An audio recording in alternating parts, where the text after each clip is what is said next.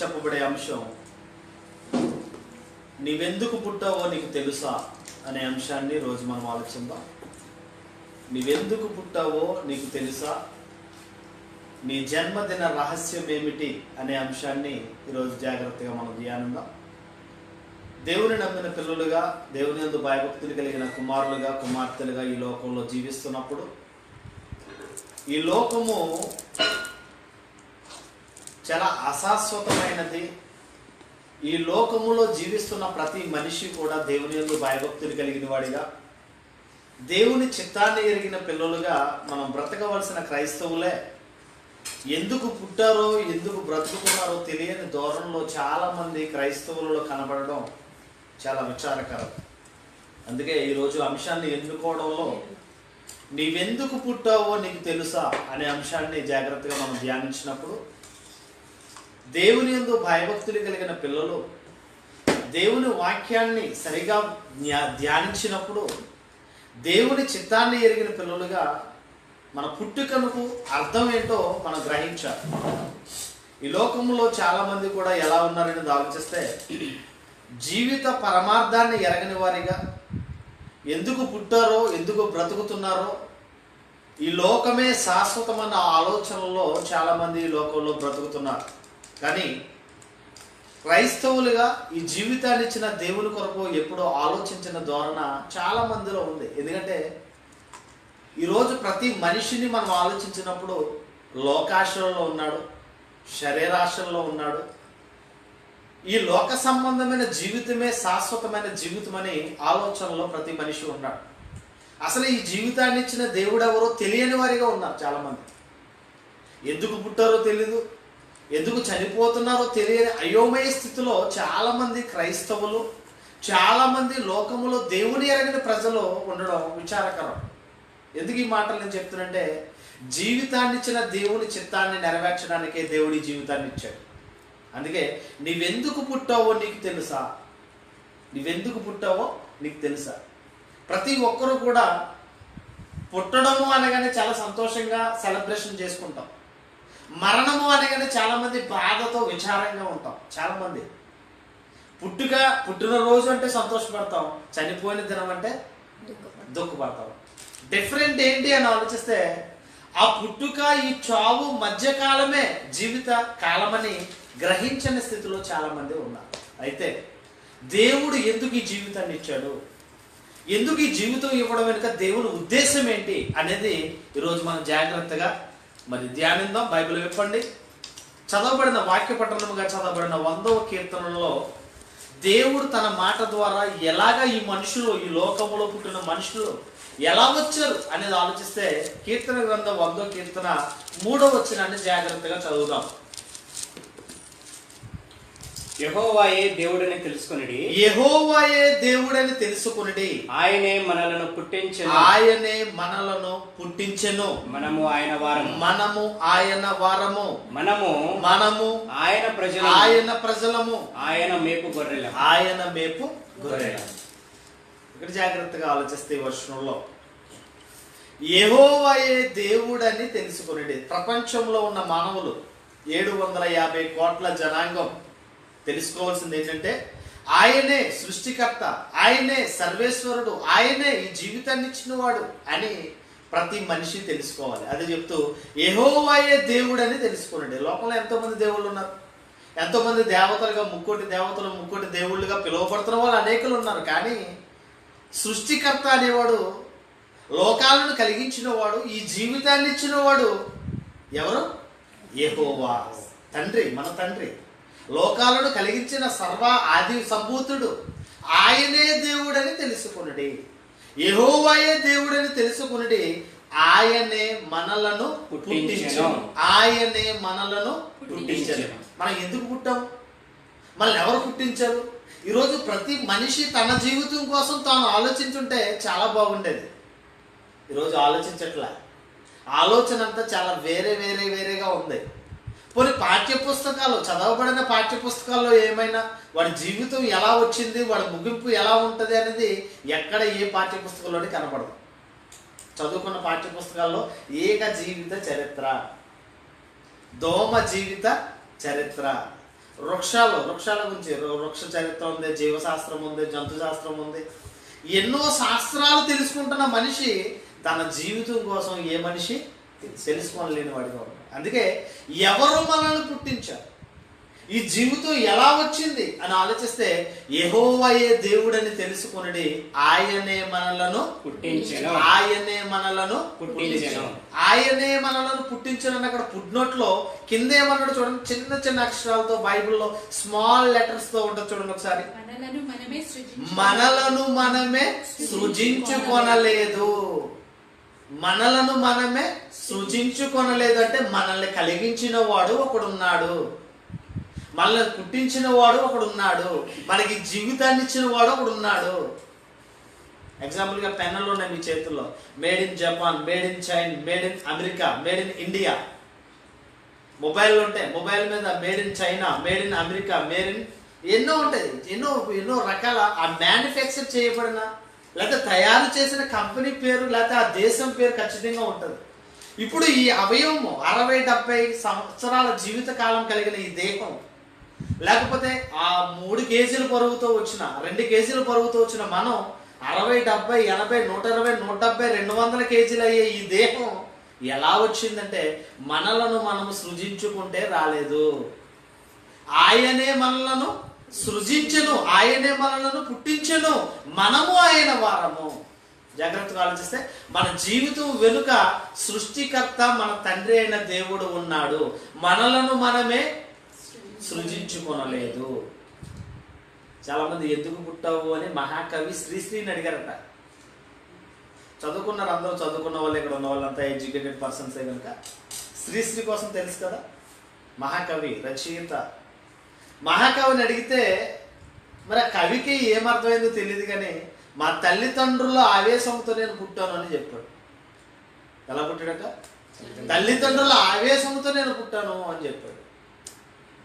ఎవరు పుట్టినా సరే గర్భఫలము యెహోవా ఇచ్చు బహుమానం. గర్భఫలము యెహోవా ఇచ్చు బహుమానము అంటే దేవుడు ఇవ్వగా ఈ జీవితం వచ్చింది తప్ప నువ్వు అనుకుంటే ఈ జీవితము రాలేదు. శ్రీశ్రీ కూడా అర్థం కాలేదు. జాగ్రత్తగా ఆలోచిద్దాం. బైబిల్ యోహాను సువార్త 1వ అధ్యాయము, యోహాను సువార్త gospel John 1st chapter 13 verses. యోహాను సువార్త 1వ అధ్యాయము 13వ వచనాన్ని జాగ్రత్తగా మనం చదువుదాం. వారు దేవుని వలన పుట్టిన వారే గాని, వారు దేవుని వలన పుట్టిన వారే గాని రక్తము వలనైనను శరీరేచ్ఛ వలనైనను మనసేచ్ఛ వలనైనను పుట్టిన వారు కారు. ఈ లోకములో పుట్టిన ప్రతి మనిషి కూడా ఎలా పుడుతున్నాడు? దేవుని వలన. మరలా చదువుతూ ఇక్కడ వారు దేవుని వలన పుట్టిన వారే గాని ఎలా పుడుతున్నామంట? మనం ఎవరి ద్వారా పుడుతున్నామంట? ఎంతో మంది అండి ఎన్నో నోములు నోచుకుంటూ ఎంతో రకాలుగా ఈ హాస్పిటల్ చుట్టూ తిరుగుతున్నారు. కొన్ని వేల కోట్ల ధనాన్ని హెచ్చించి పిల్లలు కావాలని కోరుకుంటున్నారు. కానీ వాళ్ళ పిల్లలు చాలా మంది మన రిలేషన్లో, మన బంధువుల్లో, మన స్నేహితుల్లో, మన కుటుంబీకుల్లో, మన గ్రామముల్లో, మన దేశముల్లో, పట్టణాల్లో చూస్తే పిల్లల కోసం ఎన్నో నోములు నోస్తున్నారు. పిల్లల కోసం ఎన్నో వేల రూపాయలు ధనాన్ని హెచ్చిస్తున్నారు. కానీ వారికి ఏమి ఇవ్వట్లేదు. పుట్టడము అనే దానిని ఆలోచిస్తే ఈ జీవితాన్ని ఇచ్చిన వాడు ఎవరు అని ఆలోచిస్తే మన తండ్రి అయిన దేవుడు. దేవుని వలన ఈ జీవితం వచ్చింది. అదే చెప్తాడు 13వ వచనంలో, వారు దేవుని వలన పుట్టిన వారే గాని రక్తము వలనైనను శరీరేచ్ఛ వలనైనను మనసేచ్ఛ వలనైనను పుట్టిన వారు కాదు. నా రక్త మాంసాలు పంచుకుని పుట్టాడండి, నా గర్భము గుండా వాడు వచ్చాడండి, నవమాసాలు నేను మోసానండి అని చెప్తూ ఉంటారు చాలా మంది. నీకు ఆ జీవితాన్ని ఇచ్చింది ఎవరు అని ఆలోచిస్తే దేవుడు. దేవుడు ఇవ్వగా ఈ జీవితం వచ్చింది తప్ప నువ్వు అనుకుంటే రాలేదు. తల్లిదండ్రులు కలయికే ఒకటే అయితే పిల్లలు పుడతారంటే చాలా బాగుంటుంది. కానీ ఆ సంకల్పం చెప్పున ఎవరున్నారనేది ఆలోచిస్తే ఎవరున్నారు? దేవుడు. అందుకే తమ ప్రియులు నిద్రించుచుండగా యెహోవా వారికి ఇచ్చుచున్నాడు. గర్భఫలము యెహోవా ఇచ్చు బహుమానం. చదవబడిన వాక్య పట్టణంలో మనం చదవం అదే. అంటే గర్భఫలము దేవుడు ఇవ్వగా వస్తుంది. గర్భఫలము ఇది శరీరేచ్ఛ వలనైనా మనసేచ్ఛ వలనైనా రక్తమాంసం వలనైనా పుట్టిన వారు కారు అని జాగ్రత్తగా ప్రతి మనిషి తెలుసుకోవాలి. ఈ జీవితాన్ని ఇచ్చింది ఎవరంటే మన తండ్రి అయిన దేవుడు. ఈ జీవితాన్ని ఇచ్చింది ఎవరు? తల్లిదండ్రులు కాదు. తల్లిదండ్రుల గర్భము గుండా నిన్ను ఆ జీవితంలో ఈ శరీరము కలిగి ఉండడం కొరకు దేవుడు నీకు ఈ దేహాన్ని ఇచ్చాడు.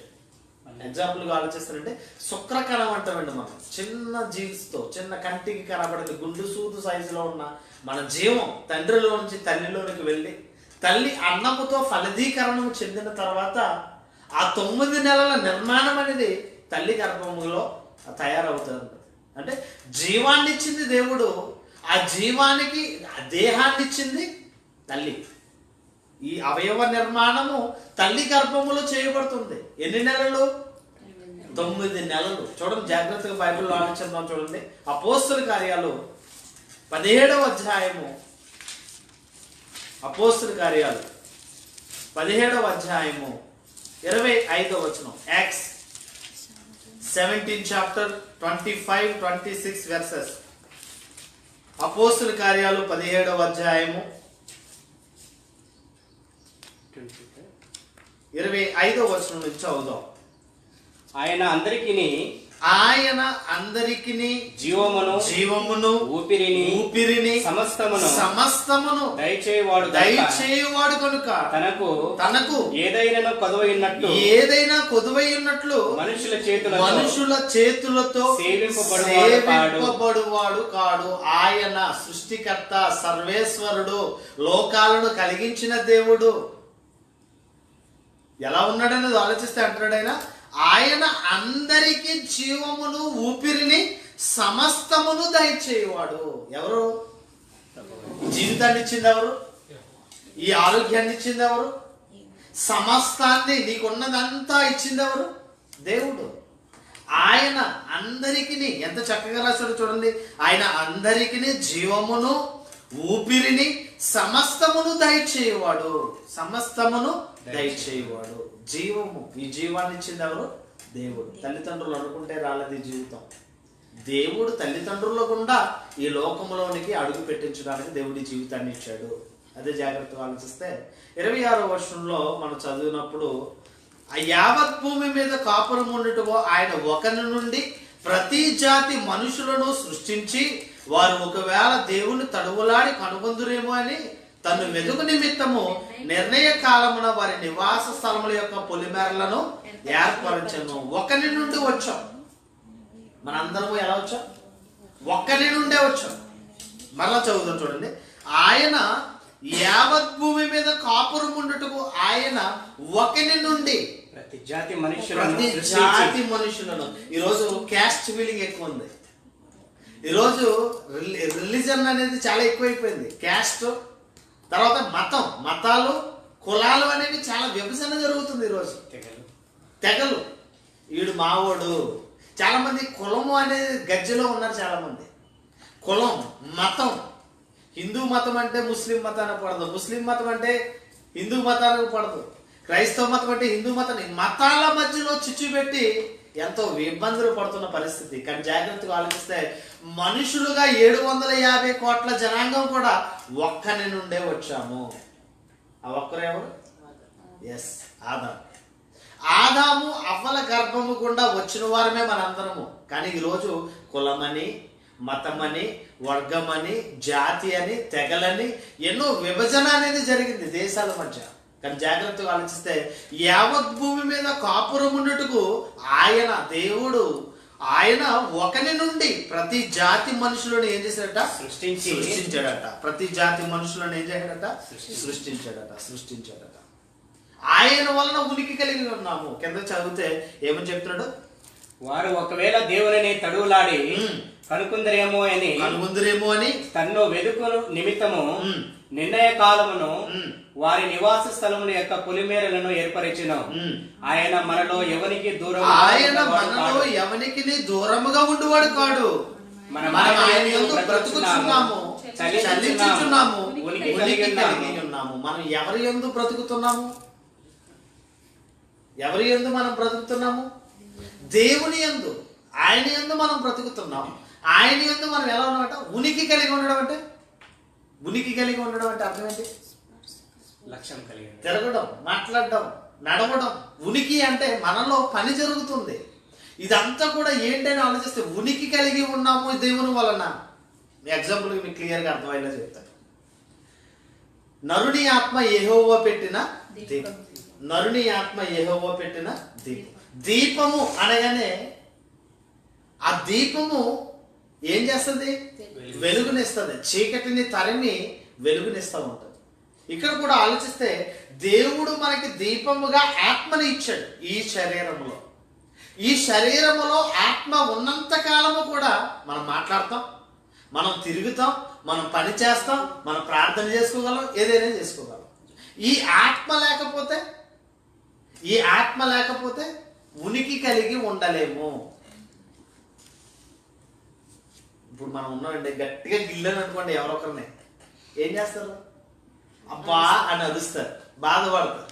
చచ్చిపోయినోడు గట్టిగా గిల్లని అనుకోండి, మాట్లాడతాడా? ఎందుకంటే వాడిలో జీవం అనేది లేదు, ఉనికి కలిగే తత్వం అనేది వాడిలో లేదు. కనుక జాగ్రత్తగా ఆలోచిస్తే యోహాను సువార్త 6:63 అంటాడు, ఆత్మయే జీవింప చేయుచున్నది, శరీరము కేవలము నిష్ప్రయోజనము. 6:63 యోహాను సువార్తలో అంటాడు. ఆత్మయే జీవింప చేయుచున్నది అంటే మనిషిని బ్రతికించేది, మనిషికి ఉనికి కలిగించేది ఏంటంటే ఆత్మ. ఆత్మయే జీవింప చేయుచున్నది, శరీరము కేవలము నిష్ప్రయోజనం అంటే యూజ్ కానిది, పనికిరానిది ఏంటి? శరీరం. శరీరానికి ఎప్పుడు విలువ? అది ఆత్మ ఉన్నప్పుడు విలువ. ఆత్మ పోయిన తర్వాత విలువ ఉండదు. ఇప్పుడు నువ్వు మాట్లాడుతున్నావు, నీలో జీవం ఉంది కనుక నీ అవసరం అందరికీ ఉంటుంది. జీవం లేదనుకో, నీతో ఎవరికి పని ఉండదు. కొంచెం ఏడుస్తారు, తర్వాత తీసుకోండి. ఇక్కడ కూడా జాగ్రత్తగా ఆలోచిస్తే దేవుడు అసలు ఎందుకు ఈ జీవితాన్ని ఇచ్చాడు? దేవుడు మనల్ని నిర్మించడం వెనుక, దేవుడు ఈ జీవితాన్ని ఇవ్వడం వెనుక దేవుని పని ఎంత ఎక్కువగా ఉందో అని ఆలోచిస్తే కీర్తన గ్రంథంలోనికి మనం వెళ్దాం. కీర్తన గ్రంథం 119వ కీర్తన 73వ వచనాన్ని జాగ్రత్తగా ఆలోచిద్దాం. కీర్తన గ్రంథం 119:73. నీ చేతులు నన్ను నిర్మించి. జాగ్రత్తగా అందరూ తీయండి బైబిల్. ప్రియమైన సహోదరి సహోదరులారా, లైవ్ వీక్షిస్తున్న పిల్లలు కీర్తన గ్రంథము 119వ కీర్తన 73వ వచనాన్ని చూద్దాం. నీ చేతులు నన్ను నిర్మించి. నీ చేతులు నన్ను నిర్మించి నాకు రూపు ఏర్పరిచెను. నీ చేతులు నన్ను నిర్మించి నాకు రూపు ఏర్పరచను. నీవెందుకు పుట్టావో నీకు తెలుసా అని ఆలోచిస్తే నీ పుట్టుక వెనుక దేవుని ఆలోచన, నీ పుట్టుక వెనుక దేవుని పని ఎంతో ఉంది. అందుకంటాడు, నీ చేతులు నన్ను నిర్మించి నాకు రూపాన్ని ఇచ్చాయి, రూపు అనే దానిని ఏర్పరిచాయి. నీ చేతులు. నేను గత 2 వారాల క్రితం చెప్పాను, 84 లక్షల జీవరాశులలో గొప్పది మానవ జన్మ. జంతువులకి మాట్లాడే అవకాశం లేదు. జంతువులు కూరలు వండుకుని రుచులను ఆస్వాదించే అవకాశం లేదు. జంతువులకి మనలాగా తెలివి లేదు. జంతువులకి మనలాగా సుఖపడే ధోరణ లేదు. కానీ మనకి ఎంత హ్యాపీ లైఫ్ మనది, ఎంత హ్యాపీగా ఎంజాయ్ చేస్తున్నాం ప్రకృతిని చూసి, రుచులను ఆస్వాదిస్తూ. ఇక్కడ జాగ్రత్తగా ఆలోచిస్తే 84 లక్షల జీవరాశుల్లో గొప్పది మానవ జన్మ. ఈ జీవితాన్ని ఎందుకు దేవుడు ఇచ్చాడు అనేది ఆలోచిస్తే దేవుని పని చేయడానికే దేవుడి జీవితాన్ని ఇచ్చాడు. చాలా మందికి తెలియలేదు, చాలా మందికి ఈ వాక్యం అర్థం కాలేదు, ఎందుకు బ్రతుకుతున్నారో తెలియదు. నేను ఎగ్జాంపుల్ మీ అందరికి అర్థమయ్యేలా చెప్తాను. ఓ రోజు ఒక బర్త్డే మీటింగ్కి వెళ్ళాను. నేను బర్త్డే మీటింగ్కి వెళ్తే ఒక ఆయన మాట్లాడితే ఇలా చెయ్యట్టుకుని మాట్లాడుతున్నాడు. నేను చాలా క్లోజ్గా ఉంటాను కదా, చెయ్యేసి ఏంటో కూడా ఏంటి చెయ్యట్టుకుంటున్నాం ఏంటంటే, లేదండి కొంచెం తాగానండి అంటాడు. ఏంటంట తాగానండి అన్నాడు. ఎందుకు అని అడిగాను. నేను అడిగితే అంటున్నాడు, మా మేనల్లుడు పుట్టినరోజు కదండి, కొంచెం తాగాను, సంతోషం కొలది తాగాను అన్నాడు. సరే ఓకే అయిపోయింది. తప్పు కదా, తాగకూడదు కదా అంటే సిగ్గుపడుతున్నాడు, నాతో మాట్లాడితే భయపడుతున్నాడు. అయిపోయింది. మరలా ఒక 2-3 నెలల తర్వాత వాళ్ళ ఇంటికి అనుకోకుండా వెళ్ళవలసిన పరిస్థితి. వాళ్ళ అమ్మమ్మ గారు చనిపోయారు. వెళ్తే ఆ సమాధి కార్యక్రమం అయిపోయిన తర్వాత దుఃఖంతో ఉన్నాడు, ఏడుస్తున్నాడు. వెళ్ళి ఓదార్థమైనటువంటి టవల్ ఎలా అడ్డెట్టుకుంటున్నాడు. మళ్ళా ఏరా బాబు ఏంటి మళ్ళీ అడ్డెట్టుకుంటున్నావు ఏంటంటే, మన అమ్మమ్మ చనిపోయింది కదండి, మరి బాధ తట్టుకోలేక తాగానండి, బాధ తట్టుకోలేక నేను తాగేసాను. ఇంట్రెన్ తాగైపోయేవా, దరిద్రం వదిలిపోదును, పురుగుల ముందు తాగపోయేవా అన్నాను. మనిషి ఈ జీవితాన్ని దేవుడు ఎందుకు ఇచ్చాడో అర్థం కావట్లేదు చాలా మందికి. ఇంటర్మీడియట్ నిన్న రిజల్ట్ వచ్చాయి. ఇంటర్మీడియట్లో జరిగిన సంఘటన నేను చెప్తున్నాను. క్లాస్ సెకండ్ వచ్చానని, స్కూల్కి సెకండ్ వచ్చిందట. నేను సెకండ్ వచ్చాను, ఫస్ట్ నేను వచ్చుంటే బాగుండేది అనే మనస్తాపంతో చచ్చిపోయింది ఒక అమ్మాయి. తల్లిదండ్రులు యారా చదవలేదా, ఫెయిల్ అయిపోయావు, నీకోసం ఎంత పెట్టుబడి పెట్టాం అని గద్దిస్తే పాస్ అవ్వలేదని, ఫెయిల్ అయ్యాడని చెప్తే నుయ్యలో దూకి చచ్చిపోయిన కుర్రోడు ఒకడు ఉన్నాడు.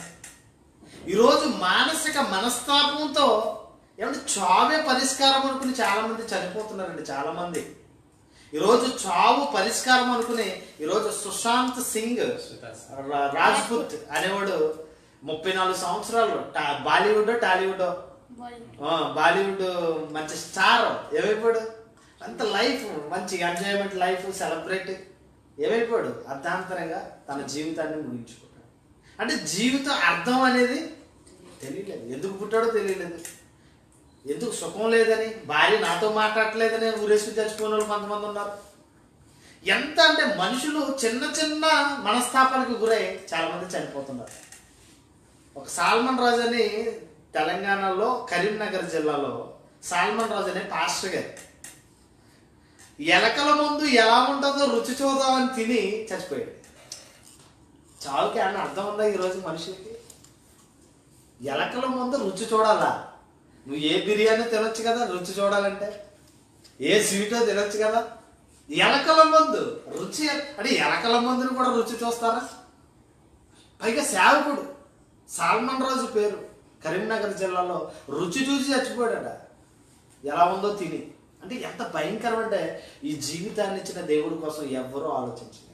అది చెప్తే ఇక్కడ నీ చేతులు నన్ను నిర్మించాయి, నీ చేతుల ద్వారా నాకు రూపుని ఏర్పరచావు, అవయవ నిర్మాణం చేశావు అని ఇక్కడ కీర్తనకారుడు మాట్లాడుతున్నమాట. అంటే మన నిర్మాణం వెనుక, మన పుట్టుక వెనుక ఎవరున్నారు అని ఆలోచిస్తే తల్లిదండ్రుల కంటే ప్రాముఖ్యమైన పాత్ర ఎవరు పోషించారు? దేవుడే పోషించారు. కీర్తన గ్రంథం 139వ కీర్తన, అక్కడే కీర్తన గ్రంథం 139 చాప్టర్ 13 verses, 133 139 చాప్టర్ 13 verses, 139వ కీర్తన 13వ వచనం నుంచి చదువుకుందాం. నా అంతరంద్రియములను నీవే కలుగజేసితివి, నా తల్లి గర్భమునందు నన్ను నిర్మించిన వాడవు నీవే. నా అంతరంద్రియములను నీవే కలుగజేసితివి. అంతరంద్రియము అంతర్గతముగా ఉన్న అవయవాలన్నిటిని కూడా ఎవరు కలుగజేశారట? దేవుడు కలుగజేశాడు. నా అంతరంద్రియములను నీవే కలుగ చేసితివి, నా తల్లి గర్భమందు నన్ను నిర్మించిన వాడవు నీవే. మనల్ని నిర్మించిన వాడు ఎవరట? మనల్ని పుట్టించిన వాడు ఎవరట? దేవుడు. నా తల్లి గర్భమందు నన్ను నిర్మించావు. కన్స్ట్రక్షన్ అన్నదానికి తెలుగులో అర్థం ఏంటి? నిర్మాణం. ఈ బిల్డింగ్ ఉందండి, ఈ బిల్డింగ్ కట్టడానికి సుమారుగా ఇక్కడున్న టెక్నాలజీ ప్రకారంగా ఒక సంవత్సరం, ఇక్కడున్న టెక్నాలజీ ప్రకారంగా ఒక సంవత్సరం టైం పడుతుంది. ఇప్పుడు మన దేహం ఉంది, ఈ 6 అడుగుల ఈ దేహాన్ని దేవుడు కలిగించడం వెనుక, ఈ అవయవ నిర్మాణం చేయడం వెనుక ఆ తల్లి గర్భములో, ఆ కర్మాగారములో నిర్మాణం చేయడానికి పట్టిన కాలం 9 నెలలు. 9 నెలలు. నా అంతరంద్రియములను నీవే కలుగ చేసితివి, నా తల్లి గర్భమందు నన్ను నిర్మించిన వాడవు నీవే. ఇంకా ఏమంటారు చూడండి, నీవు నన్ను కలుగ చేసిన విధము చూడగా భయమును ఆశ్చర్యమును నాకు పుట్టుచున్నవి. అందును బట్టి నేను నీకు కృతజ్ఞతాస్తుతులు చెల్లించుచున్నాను. నీ కార్యములు ఆశ్చర్యకరములు, నీ ఆ సంగతి నాకు బాగా తెలిసింది. నీవు నన్ను కలిగించిన విధానమును చూడగా భయమును ఆశ్చర్యమును పుట్టుచున్నవి. జాగ్రత్తగా ఆలోచిస్తానండి. మెడికల్ చదువుకున్న వాళ్ళు, MBBS చదివే వాళ్ళు అవయవ నిర్మాణాలన్నీ పార్ట్ కింద పెడతారు ల్యాబ్లో. ఇప్పుడు కనబడే దేహం చాలా బాగుంది, చీరేసి ఆ మొత్తం అవన్నీ చూస్తే, ఆ లోన ఉన్న అవయవాలన్నీ చూస్తే భయము ఆందోళనకు గురవుతాము.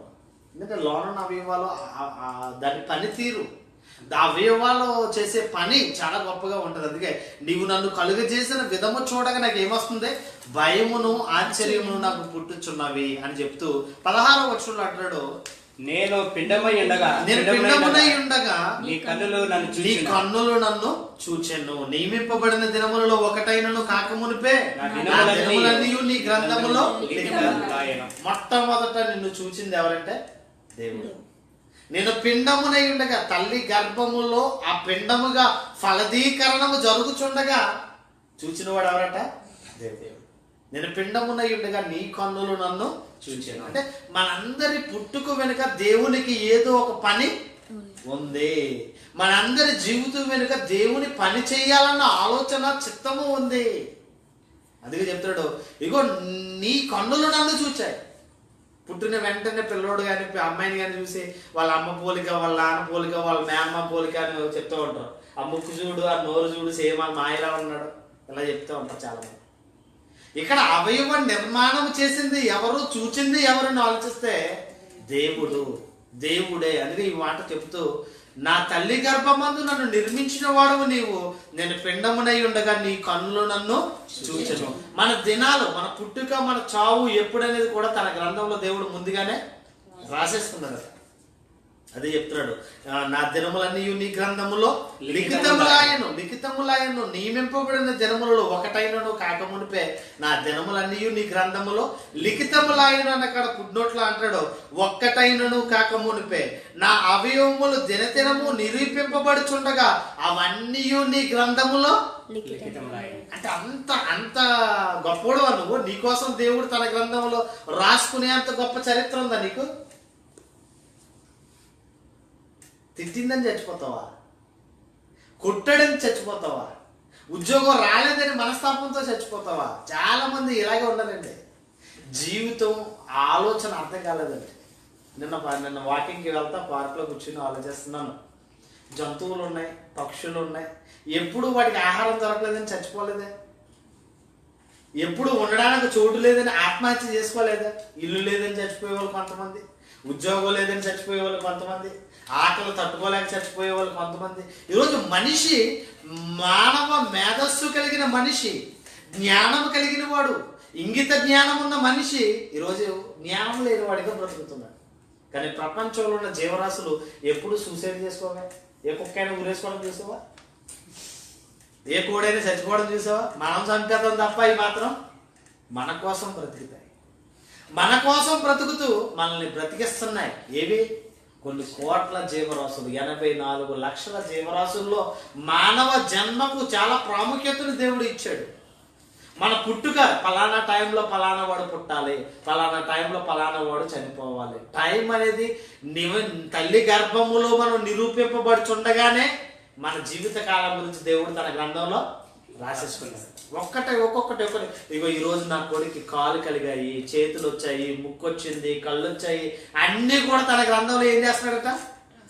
ఒక్కటైనను కాకమునిపే నా అవయవములు దినదినము నిరూపింపబడుచుండగా అవన్నీ నీ గ్రంథములో లిఖితములైనంటే మన జీవితం కొరకు దేవుడు చాలా ఆశ కలిగిన వాడిగా ఉన్నాడు. అన్నిటినీ దేవుడు మన కొరకు చేసి ఆయన స్వహస్తాలతో నిర్మించిన వాడిగా మనకు కనబడుతున్నాడు. సృష్టి ఆరంభాన్ని మనం ఆలోచిస్తానండి, ఆదికాండ గ్రంథాన్ని మనం ఆలోచిస్తే 1-2 అధ్యాయాల్లో ఆలోచిస్తే ప్రతిదీ కూడా కలుగునుగాక అని తన నోటి మాటతో అన్నిటినీ కలిగించాడు. సృష్టిలో ఉన్న ప్రకృతిని అంతటిని మనిషి దగ్గరికి వచ్చేటప్పటికి తన స్వహస్తాలతో అగాధ స్థలములలోంచి మట్టిని తీసి ఆ మట్టితో బొమ్మను చేసి ఆ బొమ్మకి ఏం చేశాడట? జీవవాయువు నువ్వు దగ్గర నరుడు జీవాత్మ. ఆదికాండం 2వ అధ్యాయం 7వ వచనంలో మాట ఉంటుంది. నేల నుండి నరుడిని మట్టితో చేశాడు. ఆ మట్టి బొమ్మకి దేవుని జీవ ఆత్మను ఇచ్చాడు. జాగ్రత్తగా మనం ఆలోచించినప్పుడు ఈ జీవితం దేవుడు ఇస్తే వచ్చింది తప్ప నువ్వు అనుకుంటే రాలేదు. చాలా మందికి అర్థం కావట్లే. ఎందుకు బ్రతుకుతున్నారో తెలియదు. చాలా మంది అయోమయ స్థితిలో ఉన్నారు. బ్రతకడం ఎందుకు? సంతోషంగా ఉండడానికి కదా. జీవితమే లైఫ్. ఒకడేమో బతికినంత కాలము సంతోషంగా బ్రతకాలని ఒకడు అనుకుంటున్నాడు, మరొకడేమో చస్తే ఏ గొడవ లేదు అంటాడు. అయ్యే రింగ్ టోన్స్ కొంతకాలం రింగ్ టోన్స్ పెట్టుకున్నారు. ఏంటి, ఎవడో పాట రాశాడండి, చస్తే ఏ గొడవ లేదు అని పాట రాశాడు. ఆ పాటని రింగ్ టోన్గా పెట్టుకున్నారు. మీరు అందరూ ఇనే ఉంటారులే, వినకుండా ఉంటారు. ఏదో సినిమా మీకు బాగా తెలితేలే. ఇక్కడ జాగ్రత్తగా ఆలోచిస్తే మనిషి ఎందుకు బ్రతుకుతున్నాడనేది ఆలోచించలేదు. మనిషికి దేవుడు ఎందుకు ఈ జీవితాన్ని ఇచ్చాడు, నువ్వెందుకు బ్రతుకుతున్నావు, నువ్వెందుకు పుట్టావో నీకు తెలుసా అంటే ఎవరికి అర్థం కాని స్థితిలో ఉన్నారు. బ్రతికినంత కాలమే హ్యాపీగా బ్రతకాలనుకుంటున్నాడు. బ్రతికినంత కాలం కొంతకాలం కష్టపడి సుఖాలు అనుభవించాలనుకుంటున్నాడు తప్ప అసలు ఈ జీవితాన్ని దేవుడు ఎందుకు ఇచ్చాడు, ఈ జీవితం వెనుక దేవుని ఆలోచన ఏంటి అనేది ఏ మనిషి ఎరగిన వాడిగా ఉన్నాడు. చూద్దాం, మంచి మాటను మనం ఆలోచిద్దాం. ఎఫెసీయులకు రాసిన పత్రిక, ఎఫెసియన్స్ 2:10 ఎఫెసీయులకు రాసిన పత్రిక 2వ అధ్యాయము 10వ వచనాన్ని జాగ్రత్తగా మనం చదువుదాం. 2వ అధ్యాయము 10వ వచనం. మరియు వాటి యందు మనము నడుచుకొనవలెనని దేవుడు ముందుగా సిద్ధపరిచిన సత్క్రియలు చేయుటకై మనము క్రీస్తు యేసునందు సృష్టింపబడిన వారమై ఆయన చేసిన పని అయి ఉన్నాము. క్రీస్తు యేసునందు సృష్టింపబడిన వారం. మనందరినీ పుట్టించడం వెనుక ఇదిగో వీళ్ళు నా కోసం నమ్మకంగా బ్రతకాలి, సర్వలోకమునకు వెళ్ళి సర్వ సృష్టికి సువార్తను ప్రకటించాలి, నా చిత్తాన్ని తెలియచెప్పాలి, నా కొరకు నమ్మకంగా బ్రతకాలి అని దేవుడి జీవితాన్ని ఇచ్చాడు. అందుకే చాలా చక్కగా అంటాడు, మనము దేవుడు ముందుగా సిద్ధపరిచిన సత్క్రియలు చేయుటకే. దేవుడు ఈ జీవితం ఇవ్వడం వెనుక ఇదిగో నా కొడుకు పుట్టాలి, నా కూతురు పుట్టాలి, ఈ లోకంలోనికి వెళ్ళాలి, ఈ లోకంలో నేను ముందుగా సిద్ధపరిచిన సత్క్రియలు, మంచి పనులు చేయాలి. మంచి పనులు చేసి క్రీస్తు యేసునందు సృష్టింపబడిన వారమై మనం ఉండాలని దేవుడు ముందుగానే ఏం చేసినట్టు సత్క్రియలు చేయాలని దేవుడు ఈ జీవితాన్ని ఇచ్చాడు. సత్క్రియలు అంటే ఏంటి? మంచి పనులు. ఈ లోకంలో మంచి చేయి, నీకు వీలైనంత వరకు మంచి చెయ్యి, చెడు మాత్రం చేయదు. అపకారికి ఉపకారము చేయువాడే నేర్పరి సుమతి. శతకాల్లో మనం చదువుకున్నప్పుడు ఆ ఉపకారికి ఉపకారం ఎవరైనా చేస్తారు, ఉపకారికి ఉపకారం ఎవరైనా చేస్తారు, అపకారికి ఉపకారము చేయువాడే నేర్పరి. ఈరోజు జాగ్రత్తగా ఆలోచిస్తే నేను ఇబ్బంది పెట్టినా సరే వాళ్ళకి మేలే చెయ్యి. వీలైనంత మట్టుగా అందరితో కలిసికట్టుగా ఉండు, సమాధానముగా ఉండు.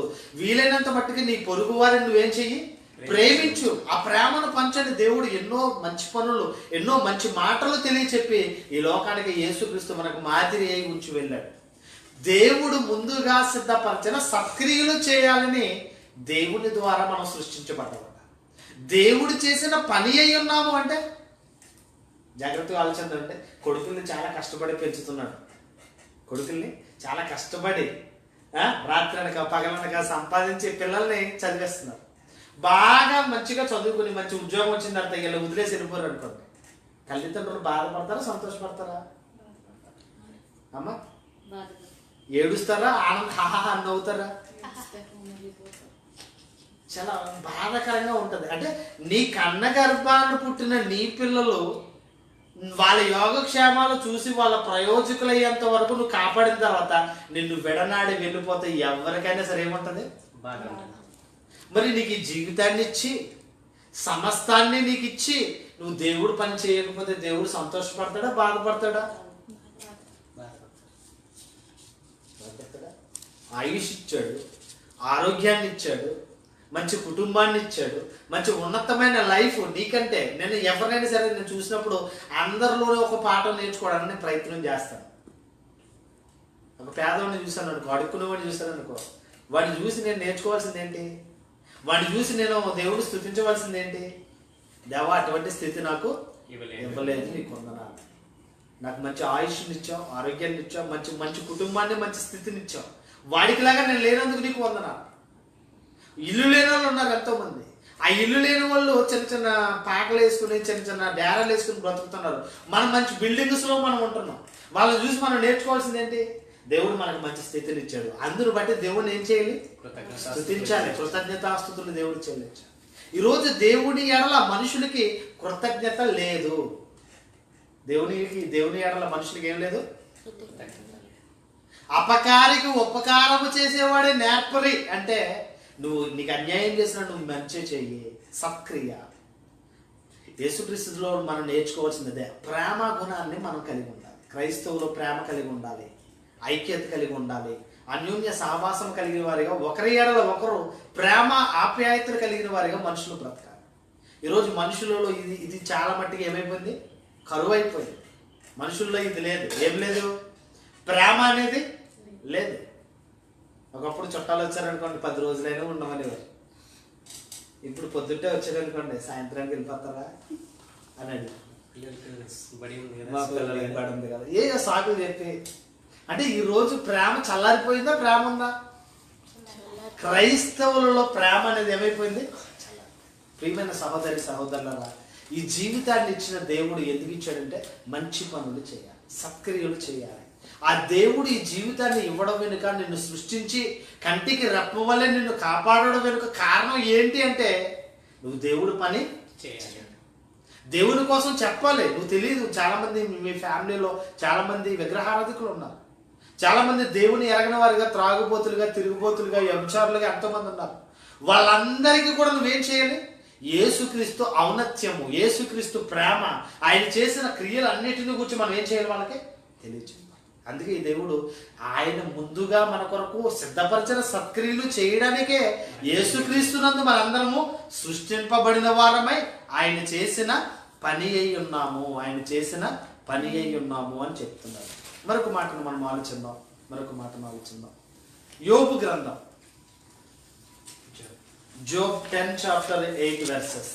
యోబు గ్రంథము 10వ అధ్యాయము 8వ వచనాన్ని చదువుకుందాం. 10వ అధ్యాయం యోబు గ్రంథం 10వ అధ్యాయం 8వ వచనం చదవండి. నీ హస్తములు నాకు అవయవ నిర్మాణము చేసి నన్ను రూపించి ఉన్నను. నీవు నన్ను మృంగివేయుచున్నావు. జిగటమన్నుగా ఉన్న నన్ను నీవు నిర్మించితివి. ఆ సంగతి జ్ఞాపకము చేసుకొనుము. నీవు నన్ను మరలా మన్నుగా చేయుదువా? యోబు అడుగుతున్నాడు. యోబు ప్రశ్నిస్తున్నాడు. ఏమని ఆలోచిస్తే, జిగటి మన్నుగా ఉన్న నన్ను నీ హస్తములతో నాకు అవయవ నిర్మాణము చేసితివి. కుమ్మరి ఉంటాడండి. కుమ్మరి బంక మట్టిని బాగా ఏం చేస్తాడు? తొక్కుతాడు. మొదట మీరు కుండల తయారీ దగ్గరికి వెళ్తే, ఇటకల తయారీ దగ్గరికి వెళ్తే మట్టిని తీసుకుని మట్టిని బాగా తొక్కుతాడు. తొక్కి జిగురు వచ్చేంత వరకు దాన్ని తొక్కుతాడు. తొక్కిన తర్వాత దాన్ని సారీని గిర్రని తిప్పడానికి సారీ మీద పెట్టి తిప్పుతూ తన తడి చేతులతో దాన్ని ఏం చేస్తాడు? బెల్ట్ చేస్తూ ఉంటాడు. మంచి రూపము తీసుకొస్తూ ఉంటాడు. సేమ్ మనల్ని కూడా ఒక కుమ్మరి వలె మట్టిగా ఉన్న మనల్ని దేవుడు ఒక బొమ్మగా చేయడంలో నిర్మాణం ఎలా చేశాడనేది ఆలోచిస్తే, నీ హస్తములు నాకు అవయవ నిర్మాణము చేసి నన్ను రూపించి ఉన్నను. నీవు నన్ను ఏం చేస్తున్నావు? జాబ్ అనేది ఎలా వస్తుందో తెలియదు. ఏ మనిషి ఎలా వెళ్ళిపోతాడో తెలియదు. కాలంలో ఎండింగ్ అనేది ఏ టైంలో ఎలా ఎండ్ అయిపోతాడో ఎవరికీ తెలియదు. అందుకే నీవు నన్ను మృంగివేయుచున్నావు. జిగటి మన్నుగా ఉన్న నన్ను నీవు నిర్మించితివి. ఆ సంగతి జ్ఞాపకము చేసుకునము. నీవు నన్ను మరలా మన్నుగా చేయవా? ఎంత లక్ష పెట్టి తోపుకున్నా, ఎంత సంతూరు పెట్టినా, మీ ఫేవరెట్ పర్ఫ్యూమ్స్ ఎన్ని వాడినా ఈ దేహం ఏంటి? ఎలా అంటే ఏమొస్తుంది? నల్లగా మళ్ళా మట్టి రావాల్సిందే. పదార్థం ఏంటి? మట్టి. ఎందుకంటాడు నీవు నన్ను మరలా మన్నుగా చేయుదువా, మన్నుగా చేయుదువా. అందుకే ప్రసంగి గ్రంథంలో ఉంటాడు, మన్ను అనేది వెనుకటి వలె మరలా మన్నుకు చేరును, ఆత్మ తాను దయచేసిన దేవుని యొద్దకు కొనిపోబడు. మన్ను అనేది వెనుకటి వలె మరలా మన్నుకు చేరుతుంది, ఆత్మ తాను దయచేసిన దేవుని యొద్దకు కొనిపోతుంది. అంటే ఈ దేహము మట్టితో చేయబడిన దేహం మరలా మట్టిలోకి వెళ్ళిపోవాలి. ఈ వెళ్ళిపోయే మధ్య కాలంలో నువ్వేం చేయాలి? దేవుని పని చేయాలి. దేవుని కొరకు నమ్మకంగా బ్రతకాలి. దేవుడు నిజమైన దేవుడు అని తెలుసుకో. లోకంలో నువ్వు రక్షించబడి నీ కుటుంబాన్ని రక్షించుకొని సర్వలోకమునకు సర్వ సృష్టికి సువార్తను ప్రకటించు. ఆయా మార్కు సువార్తలో చెప్తాడు, నమ్మి బాప్తిసం పొందినవాడు రక్షించబడతాడు, నమ్మని వానికి జడ్జిమెంట్ చాలా స్పీడ్గా ఉంది. కనుక నీవు నీ ఇంటిని చక్కబెట్టుకో, నీవు అనుకూలమైన సమయంలో నువ్వు రక్షణ పొందు అని చాలా స్పష్టంగా ఈ మాటలు చెప్తున్నట్లే మనకు కనబడుతుంది. ఇక్కడ జాగ్రత్తగా ఆలోచిస్తే మానవ నిర్మాణం అనేది ఎలా జరిగిందో చాలా క్లియర్గా చెప్తున్నట్లుగా మనకు కనబడుతుంది. ఎందుకు ఈ జీవితాన్ని ఇచ్చాడు దేవుడు?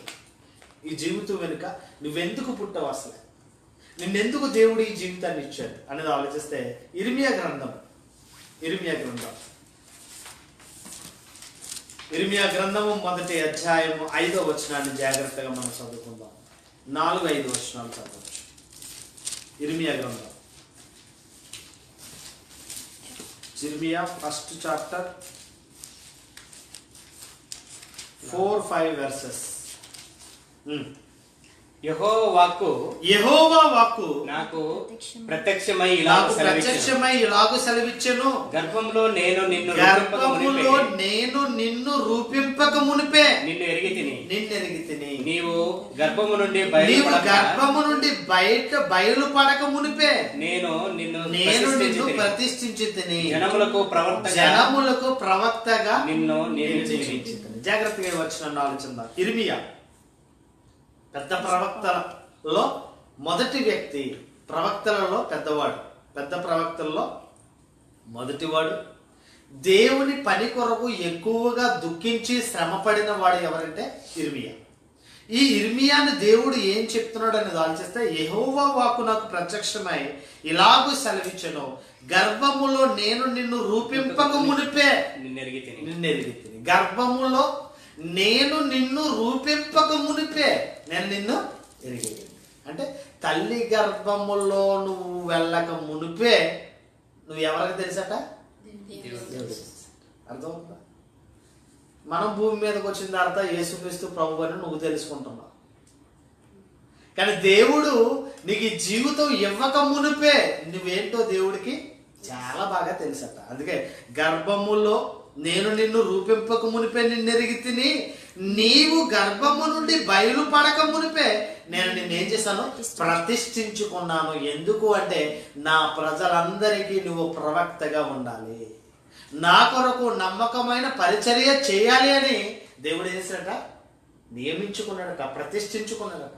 అంటే ఈ జీవితము నీవు ఎందుకు పుట్టావు అంటే నువ్వు దేవుని పని చేయడానికి. ఇర్మియా బ్రతికిన కాలం అంతా దుఃఖముతో ఉన్నాడు, కన్నీళ్లతో ఉన్నాడు. దేవుని పరిచారకుడై పరిచర్య నమ్మకముగా చేశాడు. ఇర్మియా గ్రంథం తగలువేయబడ్డది. ఇర్మియా గ్రంథం రాసిన తర్వాత తగలబెట్టబడ్డది, మరలా 2వ మారు రాయబడ్డది ఇర్మియా గ్రంథం. ఇర్మియా జీవితాన్ని ఆలోచిస్తే దేవుని కొరకు బహుగా దుఃఖించి శ్రమపడి దేవుని పని చేశాడు. అంటే ఎందుకు ఈ జీవితాన్ని ఇచ్చాడు ఇర్మియాకి? దేవుడి పని చేయాలి. ఇప్పుడు మనకిచ్చిన ఈ జీవితం ఎందుకు ఇచ్చాడు? నువ్వు ఎందుకు బ్రతుకుతున్నావు నీకు తెలుసా? ఎందుకు బ్రతుకుతున్నారో మీకు తెలుసా? ఈ జీవితాన్ని ఎందుకు దేవుడు ఇచ్చాడు అని ఆలోచిస్తే నీకోసం నువ్వు బ్రతకడానికి కాదు, నీకోసం నువ్వు బ్రతికి సంతోషంగా ఆనందంగా ఉంటామని కాదు, నువ్వు దేవుని పని చేయాలని. ఎవరి పని చేయాలి? దేవుని పని చేయాలి. దేవుని కోసం నమ్మకంగా బ్రతకాలి.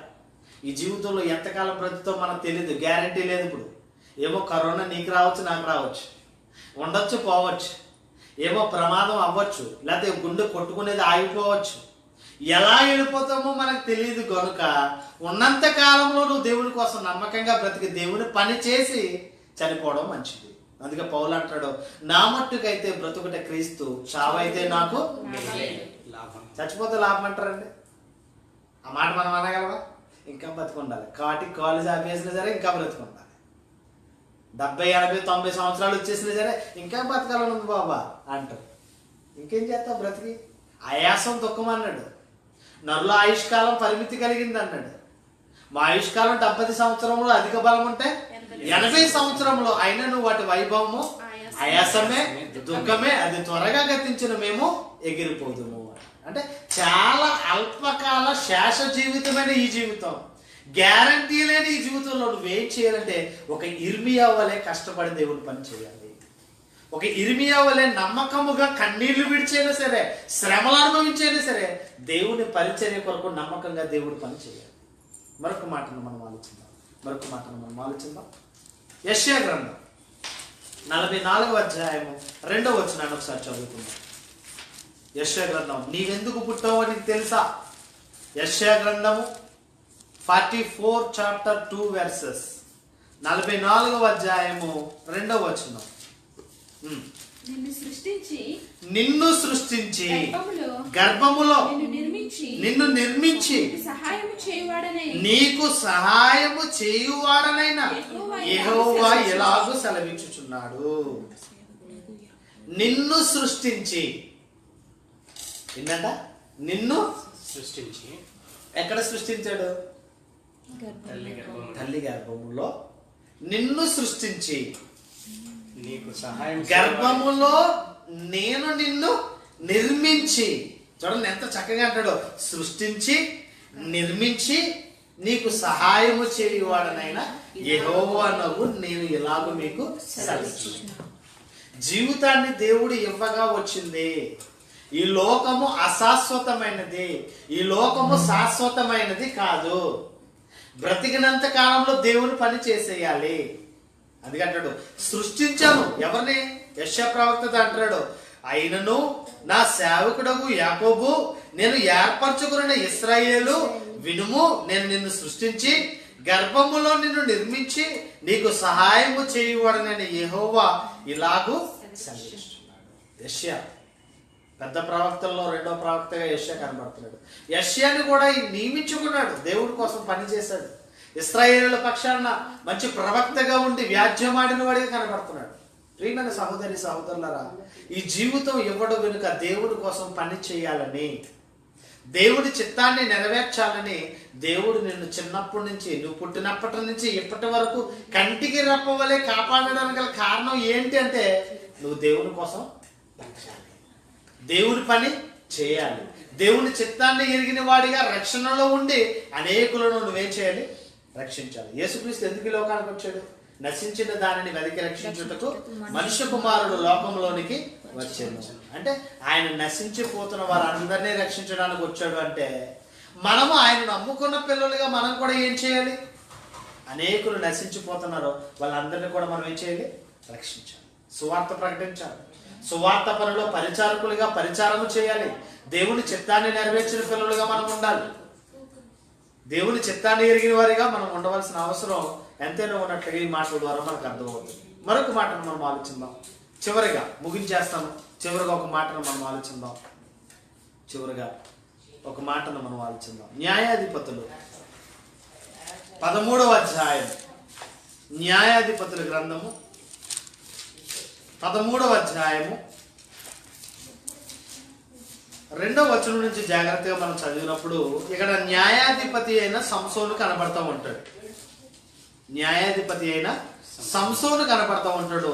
సంసోను జీవిత కాలాన్ని జాగ్రత్తగా ఆలోచిస్తే, సంసోను జీవిత కాలాన్ని మనం జాగ్రత్తగా మనం ధ్యానించినప్పుడు సంసోను ఇశ్రాయేలీయులకు న్యాయాధిపతిగా కనబడుతున్నాడు.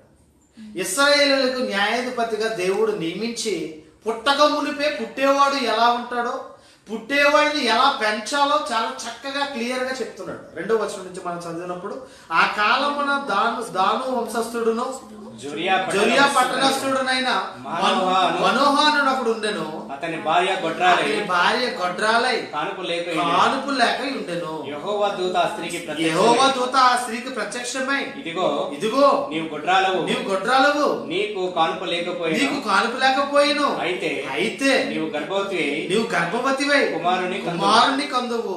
కాబట్టి నీవు జాగ్రత్తగా ఉండి ద్రాక్షరసమే గాని మద్యమునే గాని త్రాగకుండము, అపవిత్రమైన దేనినైనను తినకుండము. నీవు గర్భవతివై కుమారుని కందువు. అతని తల మీద మంగళ కత్తి వేయకూడదు. బిడ్డ గర్భమున పుట్టినది మొదలుకొని దేవునికి నాజీరు చేయబడిన వాడై ఫిలిస్తీయుల చేతిలో నుండి ఇశ్రాయేలు రక్షింప మొదలు పెట్టునని ఆమెతో అనగా. జాగ్రత్తగా ఆలోచిద్దాం. రక్షకుడుగా ఉన్నాడు ఎవరు? సంసోను రక్షకుడుగా ఉన్నాడు. సంసోను చేస్తున్న పని ఏంటి? సంసోను జీవితం ఏంటి? సంసోను జీవన విధానం ఏంటో సంసోను పుట్టక మునుపే మనోహ భార్యతో దేవుడు ముందే ప్రత్యక్షమై దేవుని దూత ద్వారా చెప్పాడు, నువ్వు గొడ్రాలవై ఉన్నావు, నువ్వు గర్భవతి అవుతావు, నువ్వు కుమారుని కంటావు. ఆ కుమారుడు ఎలా ఉండాలి అని ఆలోచిస్తే తల వెంట్రుకలు దేవునికి నాజీరు చేయబడిన వాడై, పుట్టినప్పటి నుంచి తల వెంట్రుకలు తీయబడిన వాడై ఉండాలి. వాడి జీవన విధానంలో ఎలా ఉండాలంటే ఇశ్రాయేలును ఫిలిస్తీయుల నుండి రక్షించే న్యాయాధిపతి అయి ఉండాలి. ఒక రక్షకుడిగా పుట్టిన విధానం గురించి చెప్పి జాగ్రత్తగా ఆలోచిస్తే ఎవరు పుట్టినా సరే ఏదో ఒక పని లేకుండా పుట్టలేదు. ఒక పర్పస్ ఉంది, ఒక పని ఉంది. ఒక కోడి ఎందుకు బ్రతుకుతుంది చెప్పండి? ఒక కుక్క ఎందుకు బ్రతుకుతుంది చెప్పండి? ఒక గేదె ఆవు ఎందుకు బ్రతుకుతుంది చెప్పండి? ఒక ఆవు ఒక గేదె ఉందంటే మనకు పాలు ఇవ్వాలి, శ్రేష్టమైన పాలు ఇవ్వాలి. ఆ పాలు నుంచి పెరుగు తెచ్చుకోవాలి, పెరుగు నుంచి ఏం తెచ్చుకోవాలి? వెన్న తెచ్చుకోవాలి, ఆ వెన్న నుంచి నెయ్యి తెచ్చుకోవాలి. ఎన్నో రకాలుగా దానిని వినియోగించుకుంటున్నాం. ఒక గేదె ఒక ఆవు మనకు ఉపయోగపడుతుంది. మనం వాటికి ఏమి వేస్తున్నాం చెప్పండి? ఇప్పుడు ఏమన్నా శ్రేష్టమైన ఏమన్నా ఆహారం పెడుతున్నామా? బియ్యం కడుక్కుంటామండి. బియ్యం కడిగి కరుగు నీళ్ళు వేస్తాం. బియ్యం వండుకుని గంజి వేస్తాం. బియ్యం ఆడించుకుని ధాన్యాన్ని ఆడించుకొని విలువైన గింజలన్నీ మనం తెచ్చుకుంటాం. ఆ విలువ లేని చుట్టూ తవుడు పొట్టు అంతా కూడా దానికి వేస్తాం. మంచిగా కోత కోసుకుంటున్నాం, కోత కోసుకుని పంటనంతా మనం తెచ్చుకుంటున్నాం, ఒట్టి గడ్డి దానికి వేస్తున్నాం. కానీ మనకి ఏమిస్తుంది? అది శ్రేష్టమైన పాలు ఇస్తుంది. అంటే దాని జీవిత కాలం అంతా కూడా ఎవరి కోసం బ్రతుకుతుంది? అది తన బిడ్డకి ఇవ్వవలసిన పాలు. చూడండి మనం ఎంత స్వార్థపరులు అంటే అదే పని మనం చేస్తే చిత్తకొట్టేస్తాం పట్టుకుని అంటే దోడ్ను వదులుతాం. ఎంత స్వార్థపరులో చూడండి. దూడను వదిలి పాలు బాగా సేపేంత వరకు ఉంచి మళ్ళా దూడని బలవంతంగా లాక్కిపోయి కట్టేసి మొత్తం పితికేసుకుని వదులుతాం చివరిలో. ఎప్పుడైనా తిరగబాటు చేసిందండి గేదె కానీ దూడ కానీ ఆవు కానీ? చేసినా కూడా దాన్ని కాలు కడతాం. ఒకవేళ తల్లిదండ్రులు కాలు కూడా కట్టేద్దాం. ఎప్పుడైనా తిరుగుబాటు చేసిందా? చెయ్యలేదు. ఏమంటే ప్రతిదీ సృష్టిలో ఉన్న ప్రతి జీవరాశి కూడా మన కోసం బ్రతుకుతుంది. కానీ మనం ఎవరి కోసం బ్రతకట్లేదు? దేవుడి కోసం బ్రతకట్లేదు. అందుకే నీ జీవితం నువ్వెందుకు పుట్టావో నీకు తెలుసా అని ఆలోచిస్తే మనం పుట్టిన పుట్టుక దేవుని కోసం బ్రతకాలి. మనం జీవించిన విధానం అంతా కూడా దేవుని కోసం బ్రతకాలి. ఒక మోషే వలె, ఒక దావీదు వలె, ఒక పౌలు వలె, ఒక నోవహు వలె, ఒక అబ్రహాము వలె మన పుట్టిన పుట్టుకలో మనం దేవుని కోసం నమ్మకంగా బ్రతకాలి. దేవుని చిత్తాన్ని ఎరిగిన వారిగా పుట్టాలి. దేవుని ఇష్టాన్ని నెరవేర్చే పిల్లలుగా మనం పుట్టడానికి కారణం అది. అంటే ముందుగా సిద్ధపరిచిన సత్క్రియలు చేయుటకై దేవుడు ముందుగా మళ్ళీ ఏం చేశాడంట? ఏర్పాటులో ఉన్నాము. ప్రియమైన సహోదరి సహోదరులారా, దేవుని పని చేయండి. ఈ జీవితం ఎంతకాలం మనకు తెలియదు కనుక ఏం చేయాలి? దేవుని పని నమ్మకముగా చేయాలి. దేవుని పని నమ్మకంగా చేయాలి. నీవెందుకు పుట్టావో నీకు తెలుసా అంటే, తెలుసా నీకు? ఎందుకు పుట్టా నువ్వు? ఏం చేస్తున్నావు మరి నువ్వు? దేవుడు పని చేయడానికి. దేవుడు నీ ఆయుష్ని, ఆరోగ్యాన్ని, నీకు కావలసిన అన్నిటినీ ఇచ్చాడంటే దేవుని కొరకు నమ్మకంగా పని చేయాలి. అట్టి కృప, ధన్యత దేవుడు మీకు సదాకాలము దయచేయునుగా.